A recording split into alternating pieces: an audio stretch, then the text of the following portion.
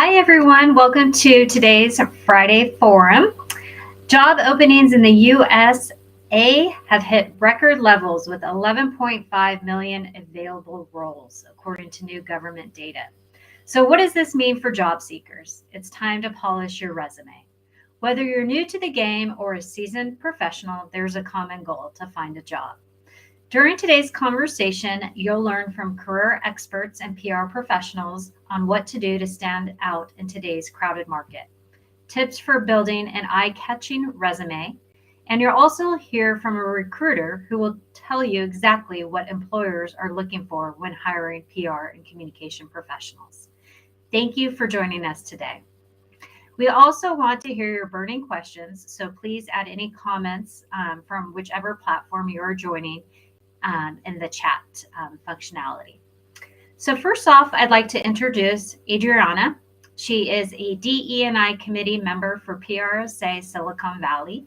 She is a graduating public relations senior from San Jose State and currently works full-time at Hartnell College. She interns part-time at Precious Stone PR as a public relations and design coordinator. Adriana first got involved in PRSA Silicon Valley when she became a member of our DE&I committee.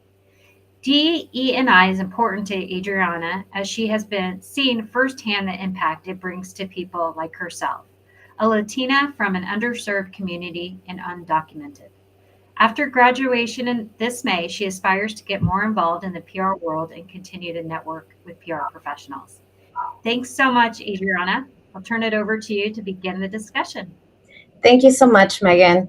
And thank you all of you for being here, joining us at this Friday Forum. We are so lucky to be here with such wonderful speakers today.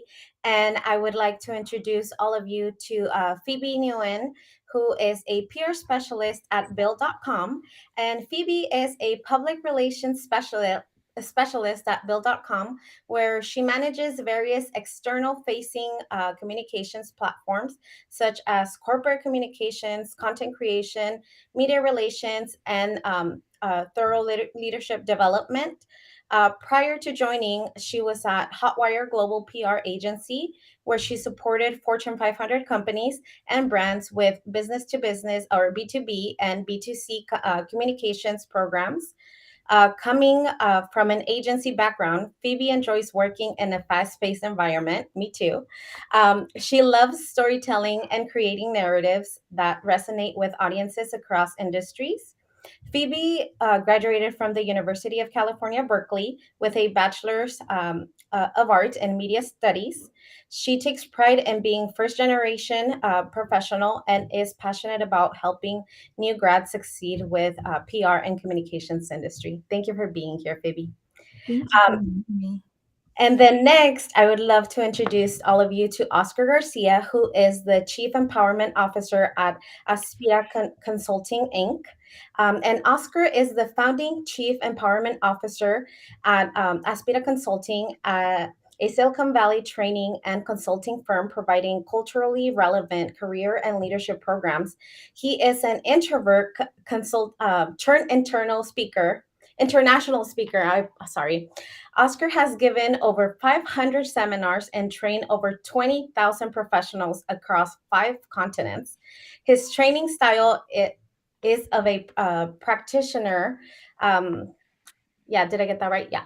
He actively participates. He actively practices what he trains others to do. He is an ESL student turned contributing author to a Hispanic Stars Rising Volume 2, The New Face of Power, where his story, I Am a Minority, highlights the importance of embracing the struggle, valuing our identity, and the power of vulnerability. As a Chief Empowerment Officer, Oscar empowers you so opportunities come to you. Thank you for being here, Oscar. Thank you, Adriana. Really appreciate it. And then next, but last but not least, is Wendy Britton. She is the HR director at Boca Communications.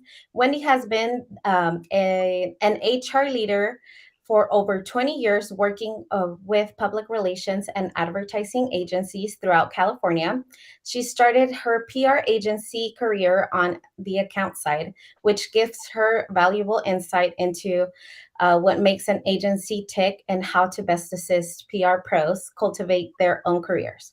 While she manages all aspects of human resources, her favorite part of her job is working alongside colleagues. From recent grads to seasoned pros, to help them solve problems and identify opportunities for personal and professional growth. When she's not people whispering, Wendy is a silversmith and turquoise hoarder, where she is an avid knitter. Her cat Gladys supervises all her work, and we got a chance to meet Gladys earlier. So she's such a wonderful kitten. Thank Thank you. you so Hopefully much, you all won't have to meet her, but she does like to see who I'm talking to. Thank you so much, all of you, for being here. So yeah, resume building, and could be such a tricky thing for all of us, especially people like myself who are just joining the industry. We have burning questions, and I'm sure a lot of our audience here will have similar questions. So today, let's get started and see, what can we do to help people like me and, like our audience get their answers, get their questions answered, and see how can we better get out there to the industry and see, what are people like you seeing out there. So without further ado, let's start our questions. Okay, so let's see, Oscar and Wendy, what are some of the best resumes you have seen? What made them stand out to, what made them stand out to you? On what are some common mistakes that people make?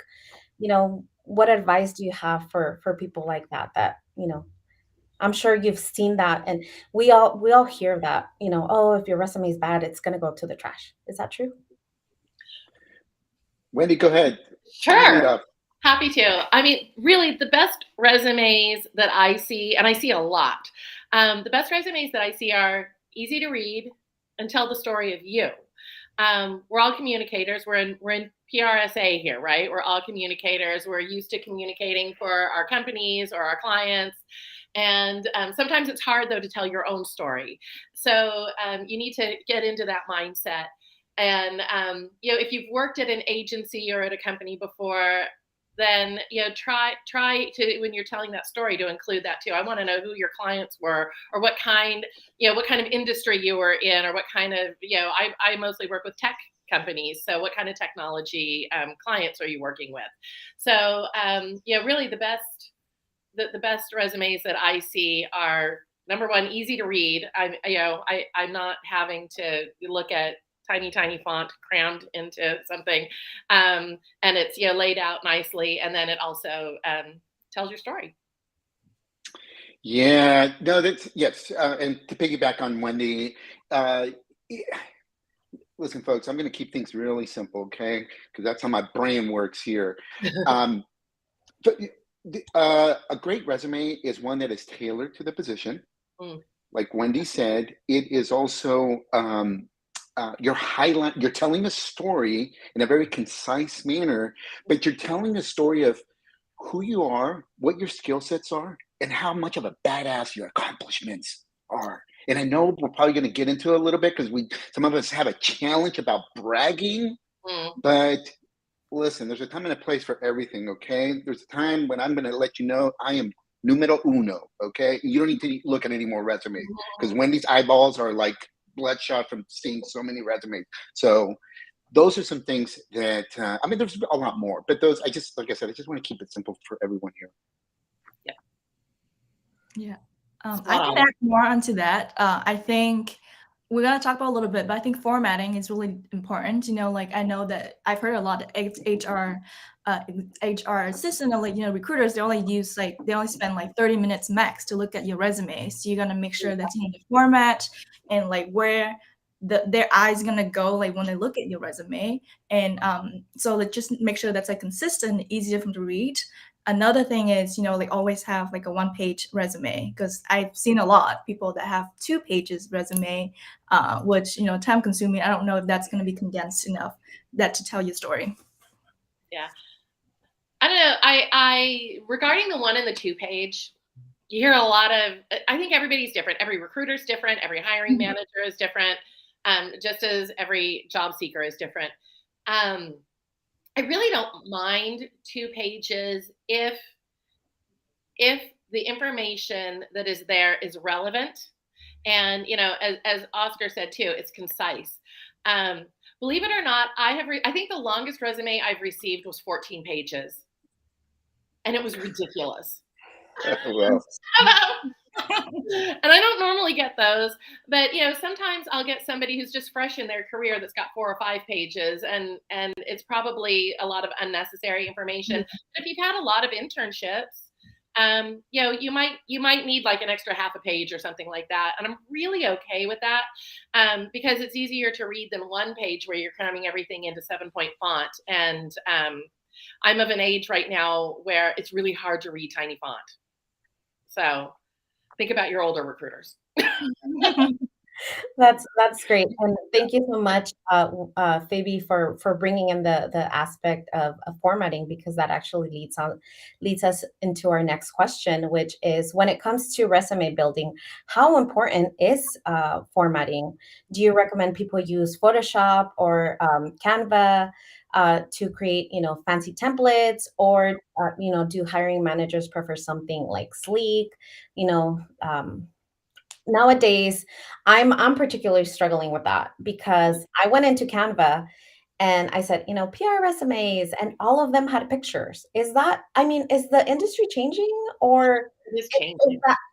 that like, no, like it needs to be black and white and just very straightforward?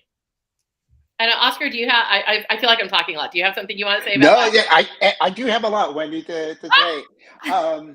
But no, yes, formatting, because again, you want to make it easy on the eye, on the reader, the ATS system, the tracking and Yeah. so forth. But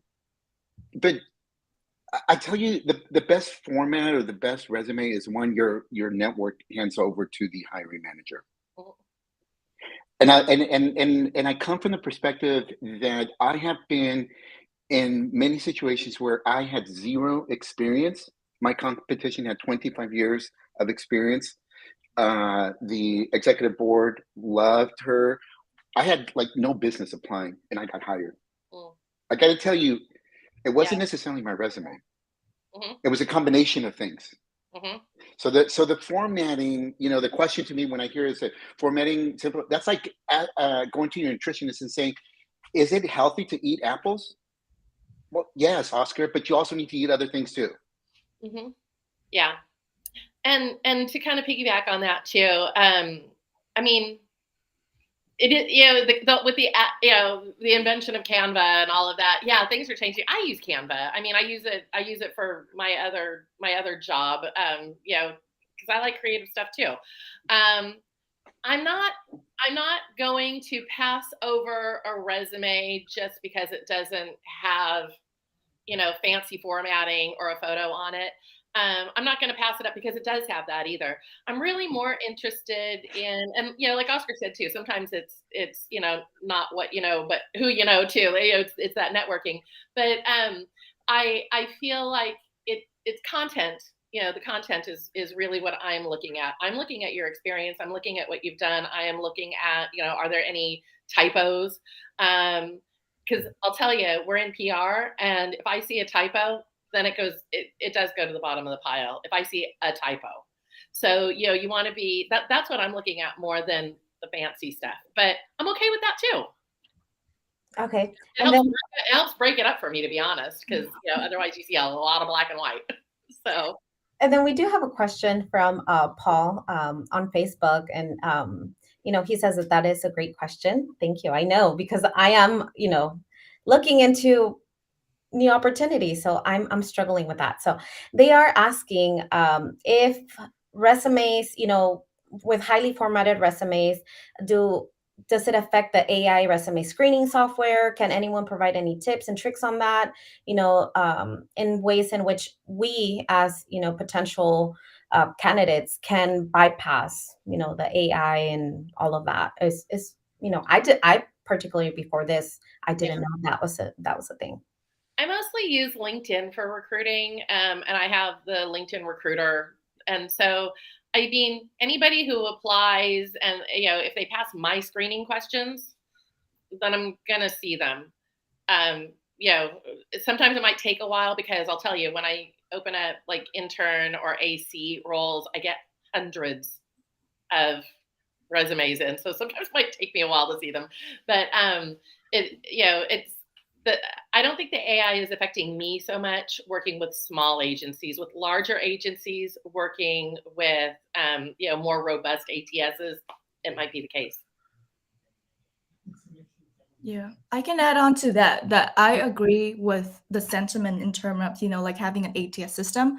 Because when I was in college, everyone was super, like, people from my major, or people that were also interested in creative career. Everyone was so interested in, having like a creative resume. And I had one for a moment. And then I think I had a mentor told me that, like if you are not pursuing a career that in creative, there's less a need to have a creative resume, because one thing that, like we said about like going through an ATS system, that might make your resume not scannable once, and that's going to lose your chance of being going through a system. So think about that in terms of like big tech company right now that hiring, so that could be like a factor into that. Okay. Yeah. And then Charlene on LinkedIn is also saying that she assumes that there is a difference between big companies and smaller companies that do hiring manually and all of that. So similar to what you were saying, Phoebe. Yeah, I agree. Okay, and then this question is for Phoebe. So Phoebe, you just recently made the switch from agency to in-house. Can you walk us through some of the strategies you use to, crafting your resume to this role? Yeah, absolutely. So I could start. I think my biggest tips is, like when you are looking for jobs, once you want to make a move into in-house, is to do your research and network. So, like after you've been working at your agency for a while, so you have to know like what type of industries that you are interested in. Do you want to work with B2B clients? You want to work with a B2C company, or are you interested in like video game or cybersecurity? There's like different niches that you find yourself more interested in compared to other clients. And then within different niche, there's like different type of companies that are with the roles that you're interested in. So look into like those different kind of companies and like see that the roles that they're having. And then my other thought is, like after the company, the job description, like important to really tailor your resume to the job description that they're having. That's like the. It happens. We are in a virtual world. She was on a roll. I know. Yes. Okay, I'm back. Did I start? But break. the tailor? Did you guys hear me? Yeah. Yes. Okay. So I was talking about just tailoring your resume. One thing, I'm going to talk about this later, but I keep a work journal for myself. So, like for any new grads or young professional, I really recommend keeping a work journal so that you document everything you do in a week, because sometimes we get so busy, caught up with, what's going on every day. Like PR life is so fast paced. So just like take a moment at the end of the day, just note everything you do. And then at the end of the week, I usually spend like 5 to 10 minutes, like writing down what are some of the takeaway, what are the summary, what are some learnings, some wins, some of things that I need to work on. And that really, really helpful once you begin to like drafting your resume. So I look at those like work journals, and then I can see that, oh, these are the results that I am adding to my career. And then so like that's I can really help me to tailor my resume in a way that's like I have an impact, and my bullet points are result oriented, and what are the stats that I added into that. And then lastly, I think I talked about network before, but I think that's the major key in applying. I was able to go in-house through a LinkedIn connection that I found online, and like talking to the hiring manager herself, and I was able to gain a connection with her. So I think people in PR, they know each other, but like network using LinkedIn or tools like that is like the best way for us to like get on top of the recruiting piles, like the resume pile, and then be able to get your name out there. Thank you. And then our next question is for Wendy and Oscar. Can you tell us about the importance of including metrics in a resume? For example, having a bullet that leads with like led media outreach for new product announcement, resulting in 35 pieces of coverage in top tier and trade press. Yes. Is that something that you're like advising people to do? I know Phoebe was talking about like bullet points and like sentences, and is that something that people are doing?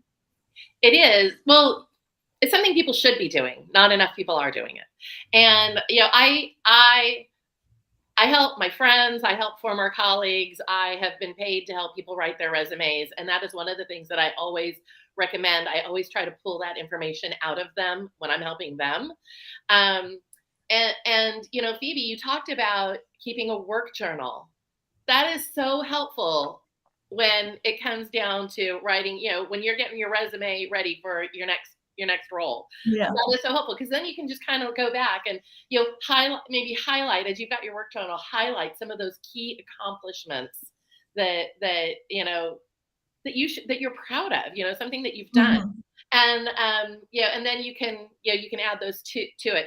In addition to that, you can also ask a manager who you trust or a coworker who you've worked with to help them, kind of brainstorm with you too. If you don't have your work journal, talk to people that know you and know your work, and have them help you.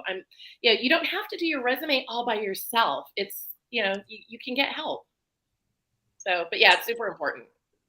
Yes, I think those concrete examples are very important. I used to work in the tech industry in sales, and so especially in sales, to be able to show your close ratio or your call ratio, how many calls you made, the quota that you carried, and what was the percentage that you attained, et cetera, and so forth. Those are all very, very important things, because it's listen, it's one thing to tell your partner you love them, but another thing is to actually go buy those roses.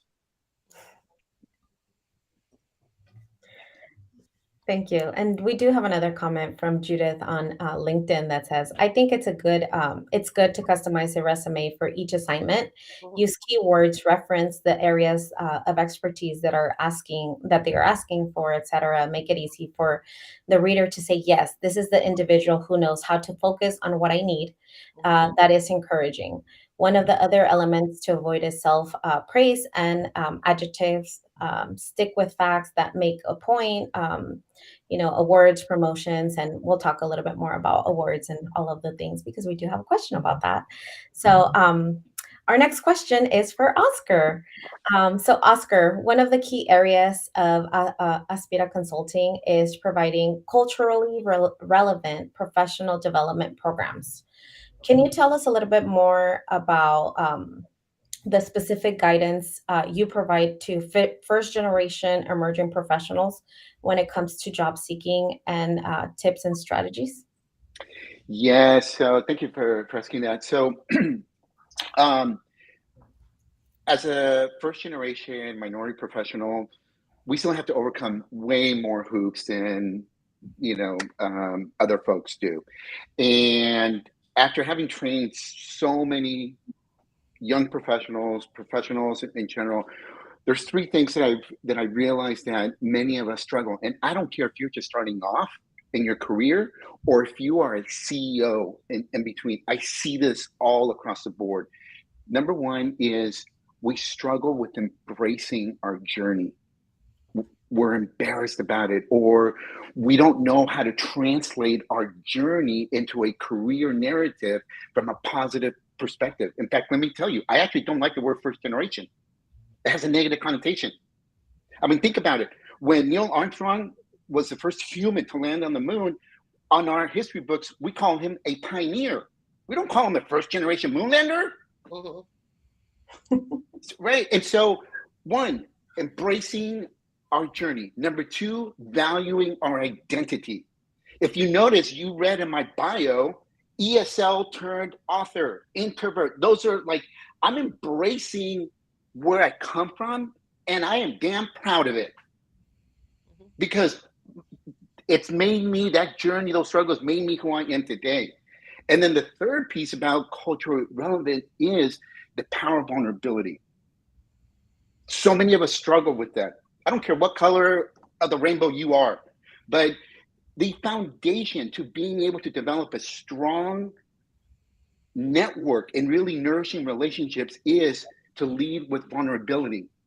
Because when you lead with vulnerability, that's when you begin to develop authentic relationships. Otherwise, they just become these high school friends, followers, Facebook, friends, whatever. That's what I mean. And I teach that in my trainings, on the career leadership development trainings that I do to really help, again, first generation minority professionals embrace those three things. Because once we embrace those three things, there's self-empowerment. We're going to be okay if we get rejected. Because Oscar Garcia doesn't need 10 job offers. I just need one that matches the skills that I bring and values who I am, and and those values of the company matches mine. If not, like we say in Spanish, me vale.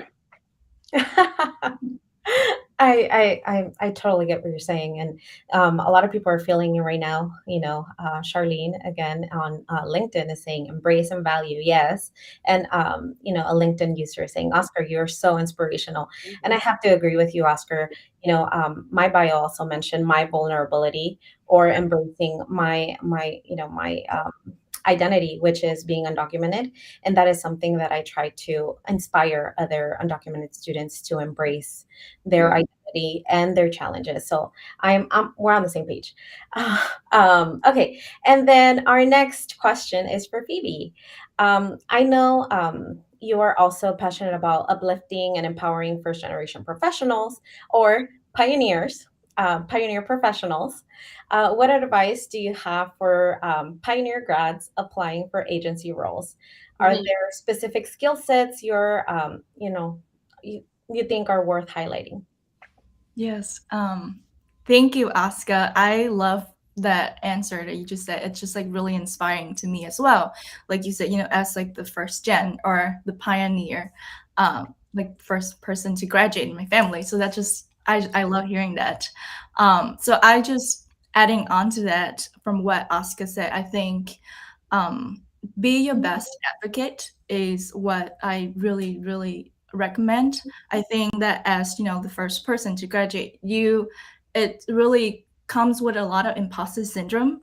For me personally, once like even if I got into a school that I really I wish it's like a dream school, I would still feel that I'm not good enough to be there. Or if I have a job, like I got a job that I really, really love, at some time I felt like, oh, I'm not good enough for this job, and just like this imposter syndrome that's a lot of like the first gen of pioneers that have to overcome. So I think knowing that and knowing your worth, and then be your best advocate for yourself, that was something that I really took upon, and I really learned from that. For the questions on advice, I would say that for first gens or for people that have to struggle working in different, for me personally, I prior to having a career, I did have to work a lot of different jobs, and I'm sure that's a lot of the people first gens or pioneers that have to work multiple jobs, and being able to change that perspective. Some of the job might be not the fanciest. You might work with your food. I work in retail for like 5 years before I have a career in PR right now. So able to channel that and able to use those work experience and change that into impactful results and be able to put in your resume. So just like put a different perspective, thinking that I work. We lost her again, but I agree. Yeah. Okay, am I back? I don't know. My internet keep running out whenever I'm speaking. Anyway, so my going back to that, I was saying that, you know, like through my experience working in retail, can you guys hear me? Yes. Okay. I communicate with, you know, over 100 clients per day, and then I really get to excel my communication skills. I got to excel working in a fast-paced environment. I knew how to be adaptable. I knew how to be an active listener, and those are really useful skills for PR, for applying to agency role. It's just having the mindset that, you know, like using those skills and those results into your resume when applying. Yeah. Yeah, I personally struggle with that. I work in education, and you know, I'm a program assistant, so I have that challenge, and my you know, my colleagues are helping me. As you know, Wendy was saying, you don't have to do it alone. My colleagues are helping me put, you know, that brain and brainstorm ideas in which I can translate that into PR. So it helps. It helps when you work with other people, and it helps when you Mhm. already have, you know, you have that self-confidence to know what you're doing. So I totally agree, Phoebe. Yeah. And our next question, as we're getting, you know, a little bit towards the end of the questions, this one will be for all of our panelists.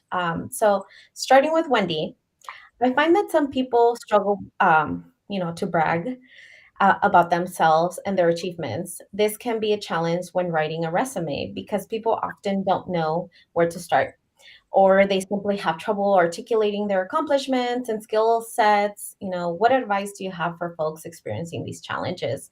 I am particularly that person. My colleagues were like, "Did you do your resume? Did you do a resume?" I was like, "No, no, don't ask me, no," because I'm really bad about bragging or articulating my success, even though I am very confident.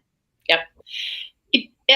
Number one, it is hard. It's hard to brag on yourself, and I'll tell you, especially for women, and I'm not saying solely women, but women throughout the generations, we have been trained, and it's been ingrained in us not to brag, and you know, to be demure and all that kind of stuff. So I find that when I'm looking at resumes, for example, I tend to see a lot more confidence sometimes in the resumes that are coming from the guys than I do from the women.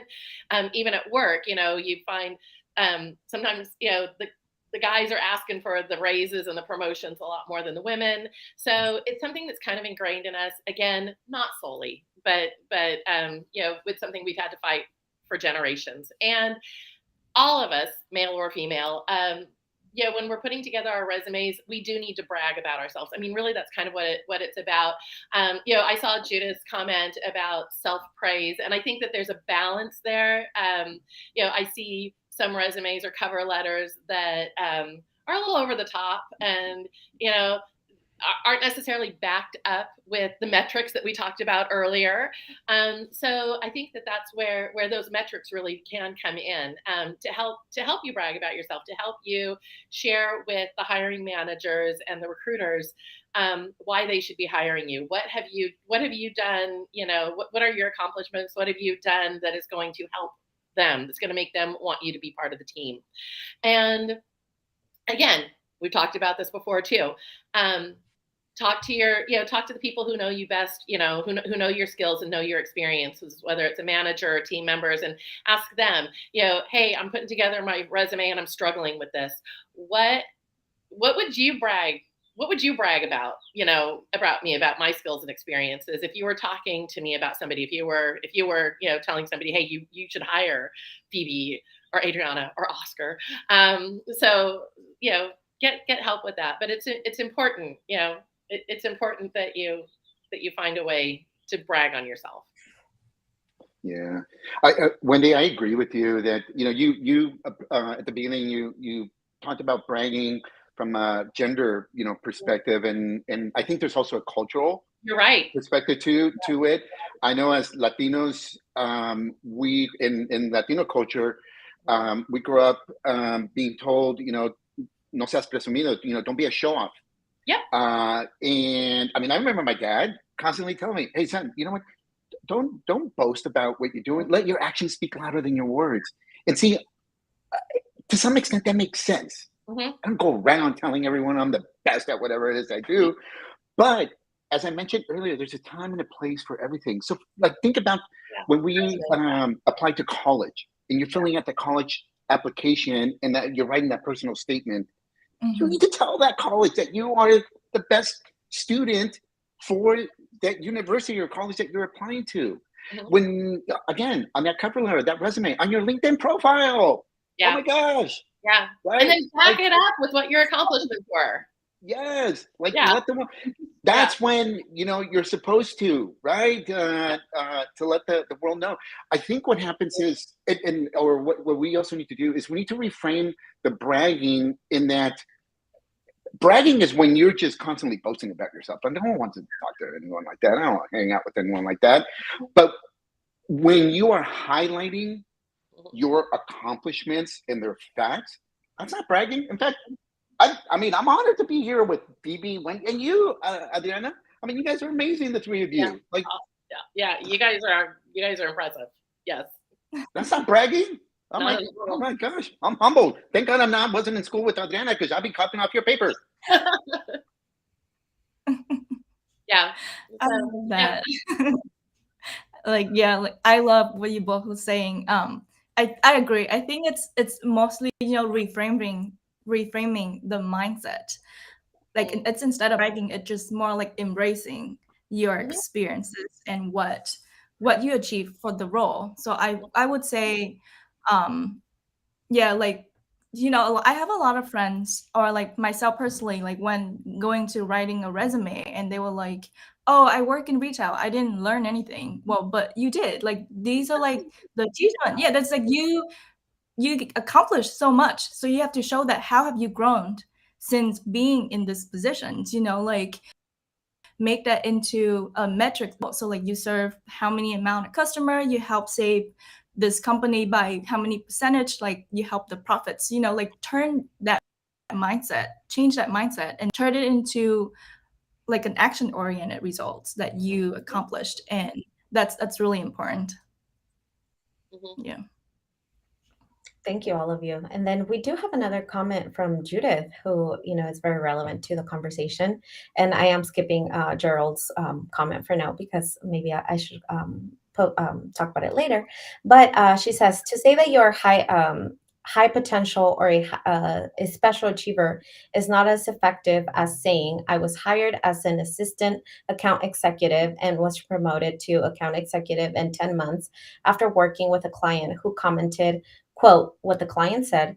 This is very powerful and completely factual.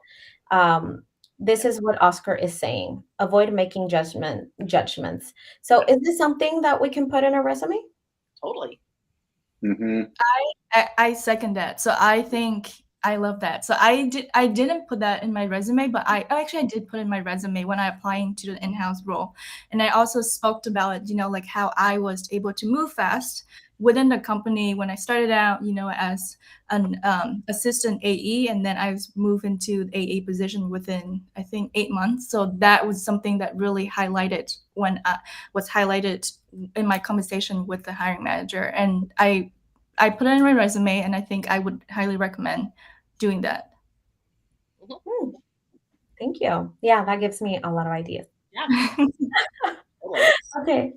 And then we did have a question about, to Phoebe about ways in which, you track your success, but I know you talked about the diary. Is there any other ways or any other tips that perhaps any of the other panelists have, or Phoebe, any other things? I know one of my colleagues said, just have a general resume that you can just, everything that you do, you can tailor it and then just put it, depending on the job that you're doing, you could just put it into that specific resume. Is that, are people doing any other things that you all want to share? I can share. I have different ways I keep track. I think work journal is important. Another thing is that so I like to keep a screenshots folder of like every accomplishments or any like compliments that I get from my job. Mhm. And like it just like kind of like this folder that I keep to myself whenever like like an SVP or a senior leader, they compliment me, and I was able to, just to save that and be able to look at it, in the future, or like show that to my managers for like any like raises or promotions. Mhm. That's really, really helpful. And, being able to, you can also turn that into your resume to like how my work that I did that really impacted the leadership team.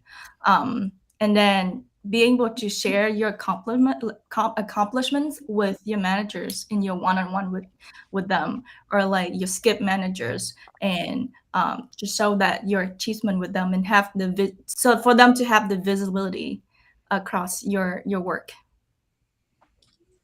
Thank you. Mhm. And then, so let's talk about a little bit. We're on our second to last question. So let's talk about our cover letters. Mm. Some people love them. Some people hate them. Some people love to write them. Some people hate to write them. Either way, are some companies still, some people are still asking for them? What are some do's and don'ts when it comes to writing a cover letter? So let's start with Oscar. Yeah. Start with the guy who doesn't like to write. Full disclosure, folks. Okay, I'd rather flip on the camera and do a video here or an audio. Okay, but no. So what I'm seeing is it kind of depends on the industry, and honestly, seriously, I do keep my fingers sort of crossed when, when I would apply for a job. I'm like, oh, I hope they don't request a cover letter, But if they do, the cover letter is an opportunity where you can, in a little more detail, talk about yourself, your experience. Basically, it's like you're telling your career story. Mhm. This is who I am. This is some of the roles that I take on that are relevant to that opportunity, my accomplishments. What is it that you like about the company or the industry? Your values with it, and you're just putting it again in a 1 or 2 paragraphs, just very concise manner that you're putting this cover letter together to complement your resume. Yeah, I totally agree. I also hate to write them, love to read them. As somebody who is recruiting communicators, a cover letter helps me to understand how you write. It gives me a sense of, can you string 2 sentences together without a typo? It also is just an introduction to you. It's an introduction to your resume. It's just you just need a few paragraphs, nothing big. I got one the other day that was 3 pages long, tiny font, and Oh my God. Oh, wow. and honestly, it kind of told me this person, we're having to get the attention of journalists. And the journalists aren't going to want that. And this person had been in their career long enough to probably know that, So it's like, okay, I need to think about this one. Maybe I'm not necessarily going to just throw it away, but it made me pause. So, think about how you write your resumes. Think about from a PR perspective, because we're all in PR. So how are you PRing yourself in a cover letter? Wow. I love that. I definitely learned something new from Wendy today. Oh, 3-letter cover letter. Yeah, definitely did not know, like how HR recruiters or like HR executive consider cover letters when it comes to PR and comms. So that's really, really helpful. For me, all of them do that, by the way, Phoebe. I don't know. I might be on my own with that. With that opinion, but I do like to read a good cover letter. I love that. Yeah. Well, I would say for me, I never submit my the jobs I have currently. I never have to submit a cover letter through. Yeah, so I submit cover letter before, but those are the jobs that I end up not getting. So, so I have biased opinion about that. Yeah. But I think when it comes that you would have to write a cover letter, then I would make sure that these are some key notes that when it comes to, for me, to writing cover letter, it should be different from your resume. That's obvious. I like to keep my cover letters like my resume, one page, and then keep it concise, and it should definitely tell a story, like tell your story, like how Oscar said, elaborate beyond like what you share in your resume. And it's a good chance to like add in, any like metrics or any results that you have. And it should feel like you're talking to the person that's reading. It's an important part too. It's like you having a conversation with them, and be able to deliver it in one page. And then another thing is just don't copy and paste for like all the job descriptions. You have to put in a ton of effort to do your research to customize your cover letters. That's important. Just like pitching. Yes. Yes, as someone who has been in a hiring committee, I can tell you that I've had to look at job descriptions and be very with HR policies and equal employment opportunities. We very just look for specific things, and you can tell people that are just applying for random things and see what sticks, and people who really do take their time. So cover letters do matter, I think, because that's where they go further in depth about their resume, because some people have, again, all these questions. Should I write sentences? Should I write just bullet points? Should I write my skills? Should I rate my skills? I know that's something new that I've seen on Canva. So that's also something like 100% in public speaking. Oh yeah. All of that. So yeah, that's something I've seen, and I'm struggling with that. But anyway, um, just keep it simple. okay. Yeah. Thank you. See, I'm gonna go and edit a lot of things and send it to Wendy and be like, Wendy. Yeah, sure. Oh, okay. So we're at our last question, which is a lightning round. So what are your top 3 pieces of advice for people who are currently job searching, such as do's and don'ts? I'll go. Top 3. I've got a do, and a don't. Number 1, network. Network through LinkedIn. Network through the people you know. If you're on Facebook, and I think a lot of people are, but not everybody, but there's a group called PR Divas. Look up PR Divas, and it's PR people. It's a lot of senior people, honestly, but it's a place where you can go and kind of see what's happening, what people are looking for. I just saw somebody the other day post a resume of somebody they were presenting as a potential intern for somebody. So it's a good place to network. But I'll tell you, I've been in the PR and marketing world for a really long time, and both on the account side and on the human resources side.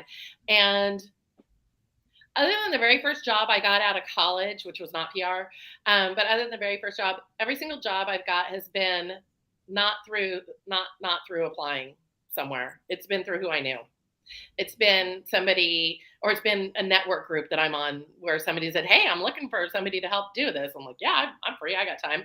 So, and that goes for jobs as well as freelance opportunities that I've done. So networking is going to help you so much. Also, proofread. My other do, proofread your resume. Proofread your resume, and have another pair of eyes do it too. Don't rely on your own eyes. And then my don't is don't give up. It's you're not going to get every job you apply for by a long shot, but just keep going, keep working all the avenues that you have, and just keep persevering. You're going to find the right job for you. You really are. So that's mine. Love that. I can go next. I think Wendy spoke a lot about all of my tips I have, so I have to think of one. I had network as my top number 1 tips too. I would say one of my tips is be grateful for all the job that you have. Like, you want to have people on your side, like once it comes to like applying for new jobs, you would want to have someone who vouched for you, someone that can give you a reference, like a reference letter. So always be grateful for every job. Mm. BB, come back. There we go. Okay, I'm back. Yeah. Sorry about that. Be grateful for the jobs that you have, and you want to make sure people on your site for anything that's when it comes to like reference letters, things like that. My second tips is have a mentor. Need someone you can give guidance, someone that can look at like another pair of eye to look at your resume for you, someone that you can come to when you ask questions about, if this job's on your applying process. And the last one I have is just consistency is key. The applying process can be hard, and just keep going at it. Gives yourself some leeway, some time, and you're gonna find the right job.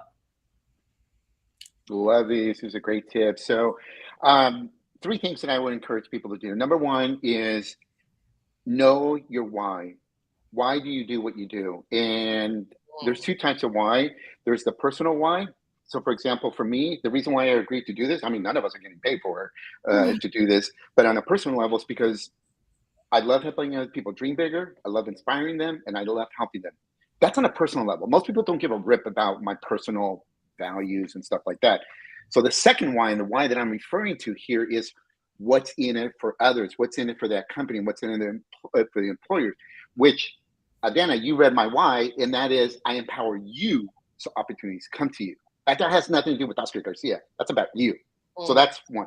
Number 2, folks, get good at telling your career story in an uplifting, empowering way. Stop being Eeyore boring, because you could have a good story, but your delivery is boring. And I'm going to tell you something, okay? It's happened to me, and maybe it's happened to Wendy or Phoebe or maybe to other, where you meet someone, right? And they're like, then they connect with you on LinkedIn. They're like, hey, Oscar, can you introduce me to blah, blah, blah?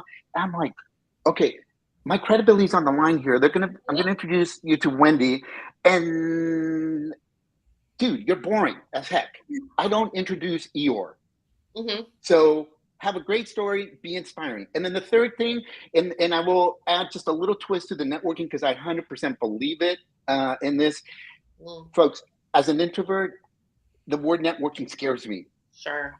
To me, it comes across as being selfish. Like I'm only talking to Wendy or Phoebe or Adana because I need something from them. The word that I want to add to networking is nourish relationships, folks. Stop reaching out to your network only when you need a job. That's what my kids do. They text me. My son, the only time I get a text from him is because I already know I don't even have to open the text. He wants money. Like, how many of you like it, folks? When your network only reaches out to you, because they need money, need to borrow a car. None of us. So then why do you do that to your network? Stop it. Yeah, true. Love that. Thank you. And we do have some comments and questions. We do have about 7 minutes left, but and a little bit less because we have to do closing. So I'll go super quickly. So one recommendation from Gerald is to make it, make certain that there is a good balance between text and white space. Make it easy for hiring folks to quickly absorb your accomplishments. Thank you. And then I think you all did it, but Judy wanted to hear advice for college students and new grads for internships and PR and comms. But I'm pretty sure we touched on that. But if not, feel free to connect with either of them, and I'm sure they will. Adana, can I actually add something about the internships? Because again, you guys, if you haven't figured it out, like I'm over here, like I'm a possibilities thinker, okay? I don't have to, if I'm living in the South Bay, I don't always have to take 101 to get to San Francisco. There's Highway 1, I can backpack or whatever, okay? So most of the time we think of internships as a traditional, right? Like I'm gonna apply for this company and et cetera and so forth. And we like put so much value on this. But the reality is, folks, many of us can create opportunities. I have a podcast, Career Talk with OG. I have zero knowledge of it or time or interest in creating the time. And I have now my good friend David one day come to me and he's like, hey, dude, like I don't have any experience, but I got the time and I'm willing to learn it. I'm like, well, dude, you're more ahead of me than I will ever be. 2 months later, he comes back, Oscar, I figured out how to do the podcast. And guess what? Now he helps me with my podcast. He's gained experience that he now can take to other folks. And if he wants to charge money, he can. But he created that opportunity. Thank you.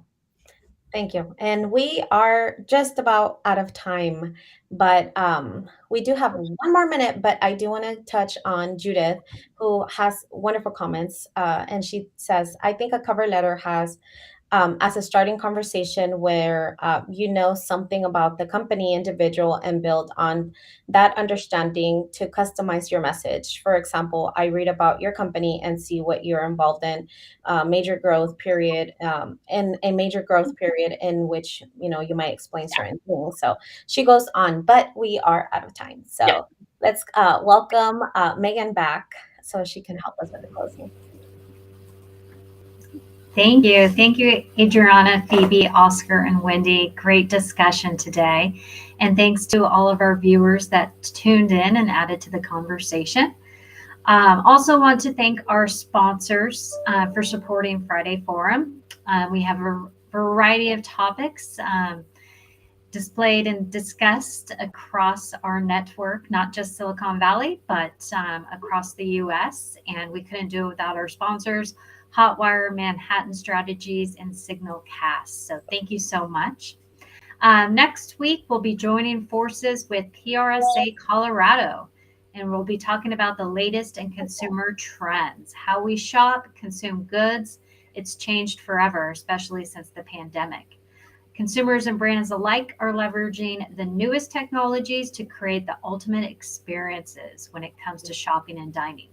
Join us next week as we have a panel of experts who will take a look at what trends are hot right now, which are not, and ones that have staying power.